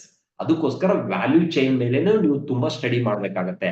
Hotel ಇಂಡಸ್ಟ್ರಿಗೂ ಕೂಡ ಒಂದು ವ್ಯಾಲ್ಯೂ ಚೈನ್ ಇರುತ್ತೆ. ಸೊ ಯಾವ್ದಾದ್ರು ಒಂದ್ ಕಡೆ ಪ್ರಾಬ್ಲಮ್ ಆದ್ರೂ ಕೂಡ ಎಂಟೈರ್ ಹೋಟೆಲ್ ಮೇಲೆ ಇಂಪ್ಯಾಕ್ಟ್ ಅನ್ನ ಕೊಡುತ್ತೆ. ಸೊ ಇದಾದ್ಮೇಲೆ ಮೂರನೇ ಸ್ಟೆಪ್ ಏನ್ ಮಾಡ್ಬೇಕು ಅಂತಂದ್ರೆ, ಸ್ಕ್ರೀನರ್ ಅಂತ ಒಂದು ಅಪ್ಲಿಕೇಶನ್ ಇದೆ, ನಾನು ಆಲ್ರೆಡಿ ತೋರಿಸಿದ್ದೀನಿ. ಸೊ ನೀವೊಂದು ಇಂಡಿವಿಜುವಲ್ ಆದಂತ ಒಂದು ID ಪಾಸ್ವರ್ಡ್ ಅನ್ನ ಕ್ರಿಯೇಟ್ ಮಾಡ್ಕೊಂಡು, ಇಟ್ಸ್ ಅ ಫ್ರೀ ಅಪ್ಲಿಕೇಶನ್, ನೀವು ಇದನ್ನ ಯೂಸ್ ಮಾಡ್ಬೋದು. ಈ ಸ್ಕ್ರೀನಲ್ಲಿ ಅಲ್ಲಿ ಏನ್ ಮಾಡ್ಬೇಕಂತಂದ್ರೆ, ಈ ಕಂಪ್ನಿಗಳನ್ನ ಅವಾಯ್ಡ್ ಮಾಡ್ಬೇಕು. ಯಾವ ಕಂಪ್ನಿಗಳನ್ನ ಅವಾಯ್ಡ್ ಮಾಡ್ಬೇಕಂತಂದ್ರೆ, ಹೈ ಗ್ರೋತ್ ಅಲ್ಲಿ ಮತ್ತು ರೆವೆನ್ಯೂ ನಲ್ಲಿ ಹೈಯರ್ ವೊಲಟಿಲಿಟಿ ಇರುವಂತ ಕಂಪ್ನಿಗಳನ್ನ ಅವಾಯ್ಡ್ ಮಾಡಬೇಕು.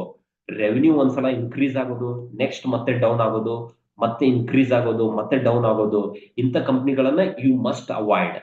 ಸೊ ಮಾರ್ಜಿನ್ಸ್, ಪ್ರಾಫಿಟ್ಸ್ ಇದು ತುಂಬಾ ವೊಲಟಲ್ ಇರುವಂತ ಕಂಪ್ನಿಗಳನ್ನ ಅವಾಯ್ಡ್ ಮಾಡಬೇಕು. ಯಾವ ಕಂಪ್ನಿಗಳನ್ನ ಬೈ ಮಾಡ್ಬೇಕು ಅಂತಂದ್ರೆ, ಕನ್ಸಿಸ್ಟೆಂಟ್ ಆಗಿ ಒಂದು ಮಿನಿಮಮ್ ರೇಂಜ್ ಅಲ್ಲಿ ಒಂದು 15-20% ಅಲ್ಲಿ ಪ್ರಾಫಿಟ್ ಮಾಡುವಂತ ಕಂಪ್ನಿಗಳನ್ನ ನೀವು ಹುಡುಕ್ಬೇಕಾಗತ್ತೆ. ನೆಕ್ಸ್ಟ್ ಒಂದ್ ಬಂದ್ಬಿಟ್ಟು ಹೈ ಡೆಟ್ ರೇಷಿಯೋ. ಯಾವ ಕಂಪ್ನಿ ಹೈ ಡೆಟ್ ಅನ್ನ ಹೊಂದಿರತ್ತೆ ಅಂತ ಕಂಪ್ನಿಗಳನ್ನ ನೀವು ಅವಾಯ್ಡ್ ಮಾಡಬೇಕು. ಯಾಕೆ ಹೈ ಡೆಟ್ ಇರುವಂತ ಕಂಪ್ನಿಗಳನ್ನ ಅವಾಯ್ಡ್ ಮಾಡ್ಬೇಕು ಅಂತಂದ್ರೆ, ಒಂದು ವೇಳೆ ನಾಳೆ ನೀವು ಚೆನ್ನಾಗಿ ಪ್ರಾಫಿಟ್ ಮಾಡಿದ್ರು ಕೂಡ ಏನಾಗತ್ತೆ ಅಂತಂದ್ರೆ, ಸೊ ನಿಮ್ಮ ಹತ್ರ ಹೈಯರ್ ಡೆಟ್ ಇದ್ದಿದ್ದೆ ಆದ್ರೆ first you have to pay the debt. ನಿಮ್ಮ ಪ್ರಾಫಿಟ್ ಬಂದ್ಬಿಟ್ಟು ಡೆಟ್ಗೆ ಹೋಗ್ಬಿಡತ್ತೆ. ಅದಕ್ಕೋಸ್ಕರ ಡೆಟ್ ಎಷ್ಟು ಕಮ್ಮಿ ಇರುತ್ತೆ ಅಷ್ಟು ಕಂಪ್ನಿಗೆ ಒಳ್ಳೇದು. So that's the reason you have to identify the company which are having lowest debt. 1% ಗಿಂತ ಡೆಟ್ ಇರುತ್ತೆ, so but it has to be below the 1%. Next low profitability. ಪ್ರಾಫಿಟಬಿಲಿಟಿನ ಯಾವ್ದ್ರ ಮೇಲೆ ಕಂಡು ಹಿಡಿತಾರೆ ಅಂದ್ರೆ, ರಿಟರ್ನ್ ಆನ್ ಇಕ್ವಿಟಿ ಮತ್ತು ರಿಟರ್ನ್ ಆನ್ ಕ್ಯಾಪಿಟಲ್ ಎಂಪ್ಲಾಯ್. ಇದು ಎಷ್ಟು ಜಾಸ್ತಿ ಇರುತ್ತೆ ಅಷ್ಟು ಒಳ್ಳೇದು. ಮತ್ತು ನೆಗೆಟಿವ್ ಕ್ಯಾಶ್ ಫ್ಲೋ ಇರುವಂತ ಕಂಪ್ನಿಗಳನ್ನ ಅವಾಯ್ಡ್ ಮಾಡಬೇಕು. ಹೈಯೆಸ್ಟ್ ಪ್ರಮೋಟರ್ಸ್ ಹೋಲ್ಡಿಂಗ್ ಎಷ್ಟು ಜಾಸ್ತಿ ಇರುತ್ತೆ ಅಷ್ಟು ಒಳ್ಳೇದು. ಅದರ ಜೊತೆಗೆ ಫಾರಿನ್ ಪೋರ್ಟ್ಫೋಲಿಯೋ ಇನ್ವೆಸ್ಟರ್ಸ್ ಮತ್ತು ಡೊಮೆಸ್ಟಿಕ್ ಇನ್ಸ್ಟಿಟ್ಯೂಷನಲ್ ಇನ್ವೆಸ್ಟರ್ಸ್ ಜಾಸ್ತಿ ಬೈ ಮಾಡಿರಬೇಕು. ಕಮ್ಮಿ ಅಲೋಕೇಶನ್ ಇರುವಂತ ಶೇರ್ ಗಳನ್ನ ಯು ಮಸ್ಟ್ ಅವಾಯ್ಡ್. ಇನ್ನ ನೆಕ್ಸ್ಟ್ ಪಾಯಿಂಟ್ ಬಂದ್ಬಿಟ್ಟು, ಸೊ ಒಂದ್ಸಲ ಈ ರೀತಿ ನೀವು ಸ್ಟಾಕ್ಸ್ ಅನ್ನ ಶಾರ್ಟ್ ಲಿಸ್ಟ್ ಮಾಡ್ತಾ ಬಂದಾಗ, ಸೊ ನೆಕ್ಸ್ಟ್ ಪ್ರೋಸೆಸ್ ಬಂದ್ಬಿಟ್ಟು ಇನ್ ಡೆಪ್ತ್ ಆಗಿ ಹೋಗ್ಬೇಕು, ಡಿಗ್ ಆಗಿ ಹೋಗ್ಬೇಕು, ತುಂಬಾ ಇನ್ ಡೆಪ್ತ್ ಅನಾಲಿಸಿಸ್ ಮಾಡ್ಬೇಕು. ಇನ್ ಡೆಪ್ತ್ ಅನಾಲಿಸಿಸ್ ಮಾಡುವಾಗ ಏನೇನು ನೋಡ್ಬೇಕಾಗತ್ತೆ ಅಂದ್ರೆ, ನೀವು ಆನ್ಯುವಲ್ ರಿಪೋರ್ಟ್ಸ್ ಅನ್ನ ನೋಡ್ಬೇಕಾಗತ್ತೆ, ಕಾನ್ಫರೆನ್ಸ್ ಕಾಲ್ ಗಳನ್ನ ನೋಡ್ಬೇಕಾಗತ್ತೆ, ರಿಸರ್ಚ್ ರಿಪೋರ್ಟ್ ಗಳನ್ನ ನೋಡ್ಬೇಕಾಗತ್ತೆ, ಕಂಪ್ನಿ ವೆಬ್ಸೈಟ್ ಹೋಗ್ಬಿಟ್ಟು ಇನ್ವೆಸ್ಟರ್ಸ್ ಪ್ರೆಸೆಂಟೇಶನ್ ಗಳನ್ನ ನೋಡ್ಬೇಕಾಗತ್ತೆ. ಇದೆಲ್ಲವನ್ನ ನೀವು ನೋಡಿ ಡಿಗ್ ಮಾಡ್ತಾ ಹೋಗ್ಬೇಕು. ಸೊ ಇಲ್ಲಿ ಡಿಗ್ ಮಾಡುವಾಗ ನೀವು ಯಾವೆಲ್ಲ ಪಾಯಿಂಟ್ಸ್ ಗಳನ್ನ ನೋಡ್ಬೇಕಾಗತ್ತಂದ್ರೆ, ಇಲ್ಲಿ ಇನ್ ಡೆಪ್ತ್ ಆಗಿ ನೀವು ಯಾವ್ದ್ರ ಬಗ್ಗೆ ನೋಡ್ಬೇಕಾಗತ್ತಂದ್ರೆ, ಮೊದಲನೇದಾಗಿ ಬಂದ್ಬಿಟ್ಟು ಕಂಪನಿಯ ಬಿಸ್ನೆಸ್ ಮಾಡೆಲ್ ಏನು, ಯಾವ ರೀತಿ ಇವರು ಹಣವನ್ನ ಸಂಪಾದನೆ ಮಾಡ್ತಾ ಇದ್ದಾರೆ, ಇದು ಪ್ರಾಡಕ್ಟ್ ಕಂಪ್ನಿನ, ಇದು ಸರ್ವಿಸ್ ಕಂಪ್ನಿನ, ಕಾಂಪಿಟೇಟರ್ಸ್ ಯಾರು, ಸೊ ಇಲ್ಲಿ ಯಾರಾದ್ರೂ ರೆಗ್ಯುಲೇಟರ್ಸ್ ಇದಾರ, ಇದೆಲ್ಲವನ್ನ ನೋಡ್ಬೇಕಾಗತ್ತೆ. ಕಂಪ್ನಿಗೆ ಏನಾದ್ರೂ ಕಾಂಪಿಟೇಟಿವ್ ಅಡ್ವಾಂಟೇಜ್ ಇದೆಯಾ, ಸ್ಟ್ರೆಂತ್ಸ್ ಇದೆಯಾ. Moat is nothing but a competitive advantage. ಈ ಮೋಟು ಲಾಂಗ್ ಟರ್ಮ್ ಅಲ್ಲಿ ಸಸ್ಟೈನ್ ಆಗೋದಕ್ಕೆ ಸಹಾಯ ಮಾಡುತ್ತಾ. ಲೀಡರ್ಶಿಪ್ ಯಾರು, leadership will play very important role. Leader is like a captain of the ship. Leadership will decide whether stock is going to be a wealth creator or wealth destroyer. ನಾನು ಎರಡು ಉದಾಹರಣೆ ಕೊಡೋದಾದ್ರೆ, HDFC bank ಮತ್ತು Yes Bank Kotak Bank ಮತ್ತು Yes Bank ಎರಡೂ ಒಂದೇ ಸಮಯದಲ್ಲಿ ಆರಂಭ ಆದವು. ಆದ್ರೆ ಇವತ್ತು Kotak bank has been a biggest wealth creator, Yes bank has been a biggest wealth destroyer. ಕಾರಣ ಏನಂದ್ರೆ leadership. So Uday Kotak from Kotak bank, ಅವರು ಕ್ವಾಲಿಟಿನಲ್ಲಿ ಯಾವತ್ತೂ ಕಾಂಪ್ರಮೈಸ್ ಆಗ್ಲಿಲ್ಲ. ಲೋನ್ ಅನ್ನ ಕೊಡುವಾಗ ಸೊ ಪ್ರತಿಯೊಂದು ಅಂಡರ್ ರೈಟಿಂಗ್ ಪ್ರೋಸೆಸ್ ಅನ್ನ ತುಂಬಾ ಸ್ಟ್ರಾಂಗ್ ಇಟ್ಟಿದ್ರು. ಆದ್ರೆ with regards to Yes Bank, so ಬೇಗ ಗ್ರೋತ್ ಆಗ್ಬೇಕು ಅಂತ ಹೇಳಿ ಸಿಕ್ಕವ್ರಿಗೆಲ್ಲ ಲೋನ್ ಕೊಟ್ರು. ಪರಿಣಾಮ ಏನಾಯ್ತು, ಸುಮಾರು ಲೋನ್ಗಳು ಡಿಫಾಲ್ಟ್ ಆಯ್ತು. ಸೊ ಅದಕ್ಕೋಸ್ಕರ ಬ್ಯಾಂಕು ಪಾತಾಳಕ್ಕೆ ಕುಸಿತು. ಸೊ ಅದಕ್ಕೋಸ್ಕರ leadership will decide whether stock is going to be a wealth creator or destroyer. So leadership ಬಗ್ಗೆ ನಾವು ತುಂಬಾ ಸ್ಟಡಿ ಮಾಡ್ಬೇಕಾಗತ್ತೆ. ನೆಕ್ಸ್ಟ್ ಫಿನಾನ್ಷಿಯಲ್ ಪರ್ಫಾರ್ಮೆನ್ಸ್ ಹೆಂಗಿದೆ, ಸೊ ಇವರ ಫ್ಯೂಚರ್ ಗ್ರೋತ್ ಏನು, ಮುಂದೆ ಗ್ರೋತ್ ಡ್ರೈವರ್ ಏನು, ಗ್ರೋತ್ ಪ್ಲಾನ್ ಏನು, ಅದ್ರ ಬಗ್ಗೆ ನಾವು ಅಬ್ಸರ್ವೇಷನ್ ಮಾಡ್ಬೇಕಾಗತ್ತೆ, ಇನ್ ಡೆಪ್ತ್ ಸ್ಟಡಿ ಮಾಡ್ಬೇಕಾಗತ್ತೆ. ಸೊ ಕಂಪ್ನಿಗೆ ಏನಾದ್ರೂ ರಿಸ್ಕ್ ಇದೆಯಾ, what are the key risk, valuations ಏನು? ವ್ಯಾಲ್ಯೂಯೇಷನ್ ಇಸ್ ನಥಿಂಗ್ ಬಟ್ ನೀವು ಯಾವ್ದಾದ್ರು ಒಂದು ಶೇರ್ ನ ಬೈ ಮಾಡುವಾಗ ತುಂಬಾ ಹೈಯರ್ ಪ್ರೈಸ್ ಗೆ ಬೈ ಮಾಡಿದ್ರೆ it doesn't make any sense. If you want to invest in to the any stock, you have to buy the stock ಎಷ್ಟು ನಿಮ್ಗೆ ಕಡಿಮೆ ಪ್ರೈಸ್ ಗೆ ಬೈ ಮಾಡಕ್ಕಾಗತ್ತೆ ಅಷ್ಟು ಕಡಿಮೆ ಪ್ರೈಸ್ ಗೆ ನೀವು ಬೈ ಮಾಡ್ಬೇಕಾಗತ್ತೆ. For that we call it as a valuation. Valuation ಅನ್ನ ಯಾವ ರೀತಿ ಕಂಡುಹಿಡಿಬೇಕು? ಪಿ ಅಂತ ಒಂದು ರೇಷಿಯೋ ಇರುತ್ತೆ, ಅದನ್ನ ಯೂಸ್ ಮಾಡ್ಕೊಂಡು ನಾವು ವ್ಯಾಲ್ಯೂಯೇಷನ್ ನ ಐಡೆಂಟಿಫೈ ಮಾಡಬಹುದು. ಸ್ಟಾಕ್ ಇವಾಗ ಎಕ್ಸ್ಪೆನ್ಸಿವ್ ಇದೆಯೋ ಅಥವಾ ಡಿಸ್ಕೌಂಟ್ ಇದೆಯೋ ಅಂತ ವ್ಯಾಲ್ಯೂಯೇಷನ್ ಮೂಲಕ ನಾವು ಕಂಡುಹಿಡಿಯೋದಕ್ಕೆ ಸಾಧ್ಯ ಆಗತ್ತೆ.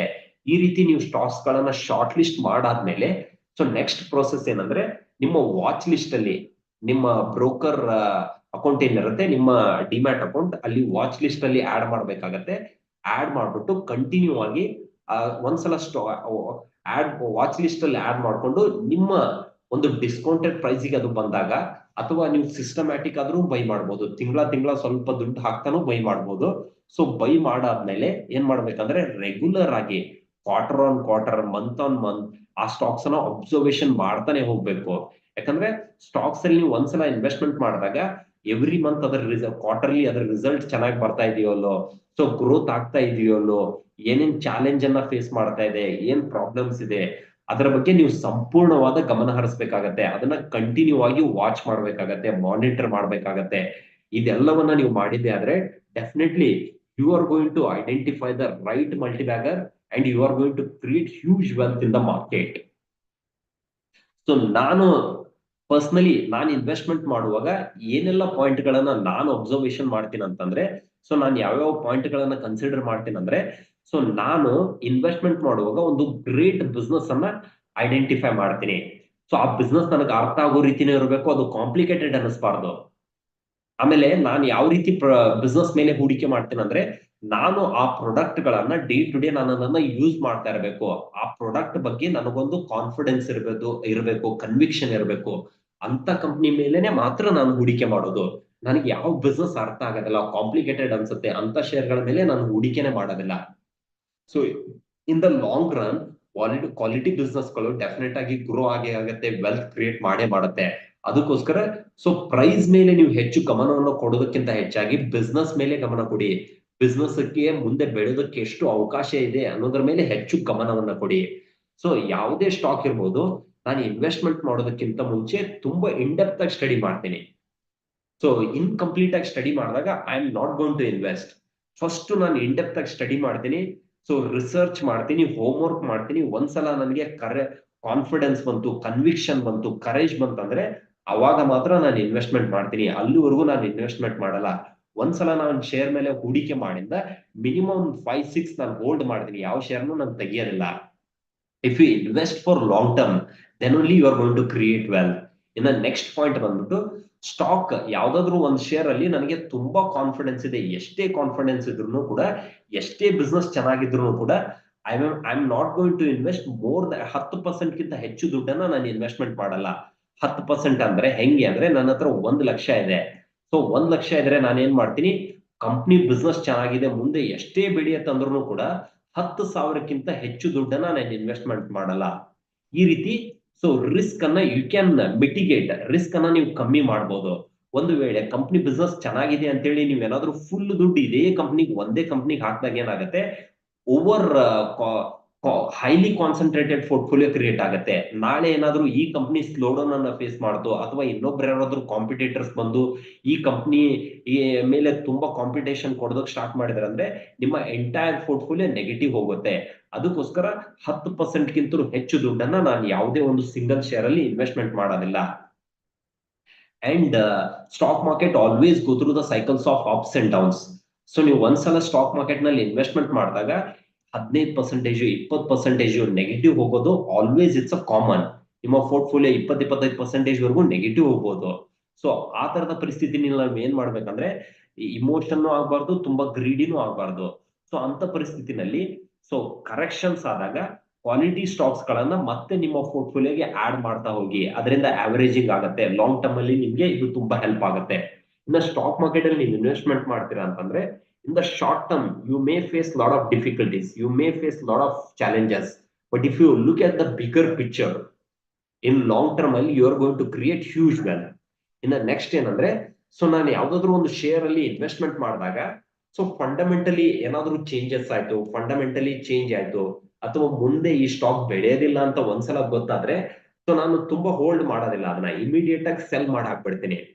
ಯಾಕಂದ್ರೆ ಸೊ ಅದು ಮುಂದೆ ಓಡೋದಿಲ್ಲ ಅಂತ ಗೊತ್ತಾದಾಗ ಅದನ್ನ ನೋ ನೀಡ್ ಟು ಹೋಲ್ಡ್, ಈ ಹೋಲ್ಡ್ ಮಾಡಿ ಉಪಯೋಗನೇ ಇಲ್ಲ. ಅದಕ್ಕೋಸ್ಕರ ಅದರ ಬದಲಾಗಿ ಆ ಶೇರ್ ಅನ್ನ ಸೆಲ್ ಮಾಡಿ ಹೊಸ ಶೇರ್ ನ ಬೈ ಮಾಡ್ತೀನಿ. ನೆಕ್ಸ್ಟ್ ಬಂದ್ಬಿಟ್ಟು ಪೇಷನ್ಸ್ ಮತ್ತು ಕರೇಜ್. ನೀವು ಸ್ಟಾಕ್ ಮಾರ್ಕೆಟ್ ಅಲ್ಲಿ ಇನ್ವೆಸ್ಟ್ಮೆಂಟ್ ಮಾಡ್ಬೇಕಂದಾಗ patience will play very important role. ನಿಮ್ಗೆ ಪೇಷನ್ಸ್ ಇಲ್ಲ ಅಂದ್ರೆ ನೀವು ಯಾವುದೇ ಕಾರಣಕ್ಕೂ ವೆಲ್ತ್ ಅನ್ನ ಕ್ರಿಯೇಟ್ ಮಾಡಕ್ಕಾಗಲ್ಲ. ನೆಕ್ಸ್ಟ್ ಬಂದ್ಬಿಟ್ಟು ನೀವು ಯಾವುದೇ ಇಂಡಸ್ಟ್ರಿಗೆ ಹೋಗಿ ಎಲ್ಲೇ ಹೋಗ್ಲಿ, mistakes are part of our journey. Mistakes ಮಧ್ಯೆ ಮಧ್ಯೆ ಸುಮಾರು ಮಿಸ್ಟೇಕ್ಸ್ ಆಗೇ ಆಗತ್ತೆ. ಮಿಸ್ಟೇಕ್ಸ್ ಬಗ್ಗೆ ತಲೆ ಕೆಡ್ಸ್ಕೋಬೇಡಿ. ನೀವು ಮಿಸ್ಟೇಕ್ಸ್ ಮಾಡ್ತಾ ಇದೀರ ಅಂದ್ರೆ ಕಲಿತಾ ಇದೀರ ಅಂತ ಅರ್ಥ. ಸೊ ಲರ್ನಿಂಗ್ ಅನ್ನೋದನ್ನ ಕಂಟಿನ್ಯೂ ಆಗಿ ಇಟ್ಕೊಳ್ಳಿ. ಇದೆಲ್ಲ ಮಾಡಿದ್ದೆ ಆದ್ರೆ so definitely you are going to create huge wealth in the stock market. So ನಾನು ಏನ್ ಮಾಡ್ತಾ ಇದ್ದೀನಿ, ನಾನು ಏನ್ ಕಲಿತಾ ಇದ್ದೀನಿ, ಅದನ್ನೇ ನಾನು ಪ್ರಾಕ್ಟಿಕಲ್ ಆಗಿ ಇಲ್ಲಿ ಎಕ್ಸ್ಪ್ಲೇನ್ ಮಾಡಿದ್ದೀನಿ. ನಾವು ವಾರೆನ್ ಬಫೆಟ್ ಅವರು ಒಂದು ಮಾತು ನನಗೆ ತುಂಬಾ ಇಷ್ಟ ಆಗತ್ತೆ. ಅವ್ರು ಏನ್ ಹೇಳ್ತಾರಂದ್ರೆ, I don't buy stocks, I buy a great business. I don't have a stock portfolio, I have a portfolio of great business. ಇದು ವಾರೆನ್ ಬಫೆಟ್ ಅವರ one of the most important quote. So ಸ್ನೇಹಿತರೆ, ಈ video ನಿಮ್ಗೆ ಇಷ್ಟ ಆಯ್ತು ಅನ್ಕೊಂತೀನಿ. So ಈ video ನಿಮ್ಗೆ ಇಷ್ಟ ಆದ್ರೆ ತಪ್ಪದೆ ಸಬ್ಸ್ಕ್ರೈಬ್ ಮಾಡಿ, ಶೇರ್ ಮಾಡಿ. So if you want to learn more about investment, you can explore my online course. Thank you so much.